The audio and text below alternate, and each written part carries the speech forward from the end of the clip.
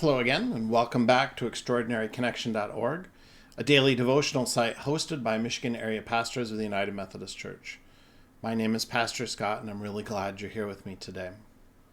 As I record this devotion, it looks like that we, as a nation, are beginning to consider loosening some restrictions on our stay-at-home orders.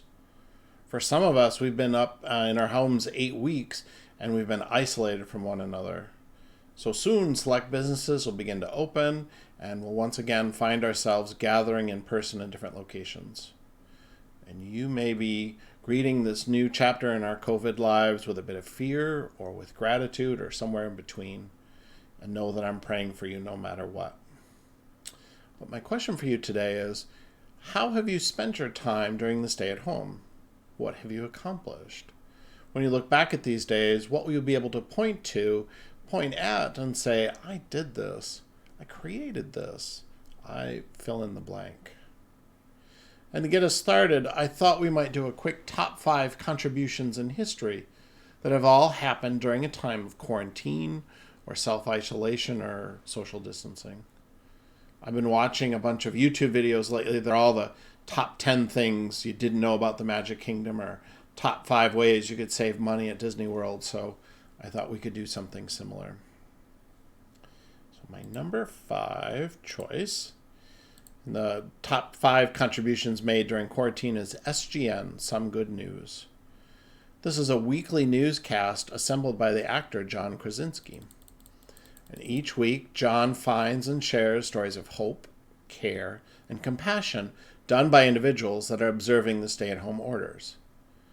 Then he also adds his own moments of kindness and love, where he surprises individuals with some really tender stories, connections, and gifts. I won't ruin any of the surprises, but I'm encouraging you to go find SGN weekly on YouTube. Number 4 is the painter Edward Munch. Remember the painting The Scream? Edward, the painter of that famous painting, was alive during the Spanish flu. He contracted the disease in 1918 and was separated from society and was very sick, almost near death. After he recovered, and while he was still in isolation, he painted the painting on the screen here, Self-Portrait with the Spanish Flu. And while it's not his most famous painting, it is still considered one of his best paintings.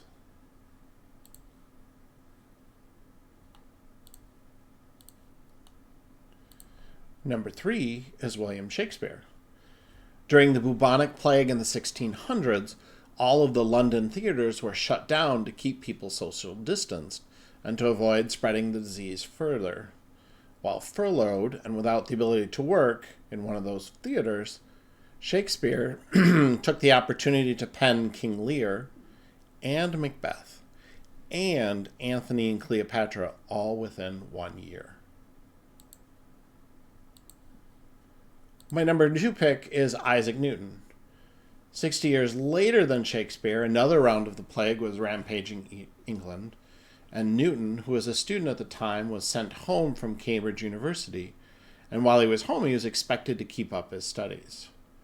During the year he was at his family's home, Newton invented calculus.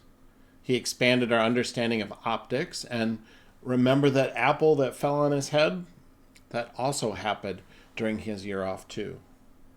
In that 1 year, Isaac Newton laid the basis for all science, engineering, and physics for the next 400 years. So before I show you number 1, how have you been doing during your stay at home? Did you make contributions to mathematics and engineering and physics? Did you paint a painting that's going to be hung in museums for years to come? Did you write the next great Broadway hit? Did you use your fame and fortune and connections to bring hope and peace to millions of viewers each week? With all those contributions in mind, my number 1 pick for impressive contributions made during the stay-at-home order is my sister, Megan. Megan has 4 kids pictured here, and she has managed to get them up each morning, to feed them, to bathe them, and to help them with their homework during the stay-at-home orders. I tried to find a picture of all 4 kids working on their homework together, but God bless them. They are all blessed with an abundance of energy, and it's hard to find a picture of them even looking in the same direction. Yet somehow, Megan manages to take care of all 4 of them each and every day. If we aren't careful, we can fall into a trap of thinking we didn't do enough with our stay-at-home time. And we aren't supposed to compare ourselves to anyone else in times like these. If you were able to write the next great American novel, or paint the next great American painting, or write a Broadway hit during the last 8 weeks, God bless you. But that's not what most of us are called to do. That's not what God asks most of us to do. I think what God asks us to do are those simple, humble acts of love and kindness for those people in our lives. Yet so often we persist in running ourselves down because we didn't live up to some goal or expectation we had for ourselves. Sometimes we think what we did wasn't enough or it didn't matter. The Bible passage I want to look at today is Genesis 6. It's the story of Noah. And in chapter 6, God looks at the world. He sees that it's corrupt and he wants to start over, so he calls his servant Noah to build an ark. You know how the story goes, but it's verses 14 and 15 that I want to focus on. So we read that God says to Noah, "Make yourself an ark of cypress wood. Make rooms in it, and coat it with pitch inside and out. This is how you are to build it. The ark is to be 300 cubits long, 50 cubits wide, and 30 cubits high." Now, how many of you built an ark during your stay-at-home orders? And if you did, was it 300 cubits long and 50 cubits wide? I'm going to go ahead and go on a limb and guess exactly 0. Because you weren't called to do it, so why would you build it? And do you feel unaccomplished because you didn't build an ark?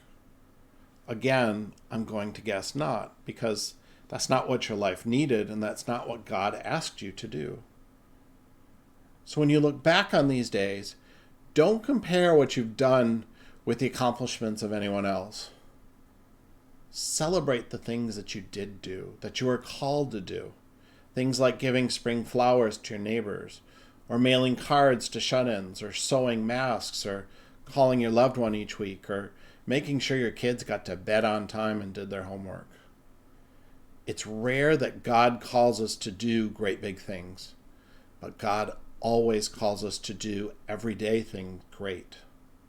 The miracles and the deeds God asks of us are the everyday, loving acts of charity and compassion. God doesn't expect us to paint a masterpiece or build an ark, but God does expect us to love God's self and to love each other in the everyday, ordinary things that we do each and every day. So, did you do what you were called to do? Celebrate what you did during the stay-at-home orders, and keep following the Holy Spirit's direction in your life. And until next time, I will see you at extraordinaryconnection.org.